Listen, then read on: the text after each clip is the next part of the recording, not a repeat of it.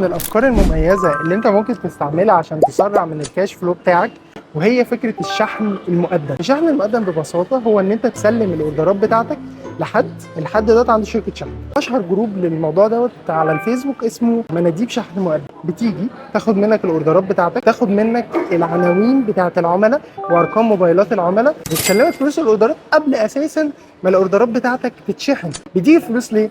عشان يطمنك، يقول لك ان انا هاخد اوردراتك وهوصلها. فالموضوع ده ايه فرقه على الكاش فلو؟ ممكن اوردر يتوصل يوم واحد في الشهر تاخده يوم 15، او يتسلم يوم 16 في الشهر تاخده يوم 15 اللي بعده. احنا بنتكلم ان فات 29 يوم على الاوردر بتاعك متوصل، فده هيخليك بدل ما تستنى 29 يوم عقبال ما الاوردر بتاعك تستلمه، لا انت حرفيا هتستلمه في نفس اليوم.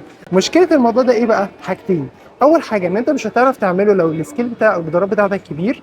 الحاجه الثانيه بيبقى تكلفه الشحن بتاعها اغلى من الشحن الطبيعي، لان اكيد المندوب هو بيديك فلوسه في الاول، فاكيد هيحسب الفلوس دي من ضمن الشحنه يعني.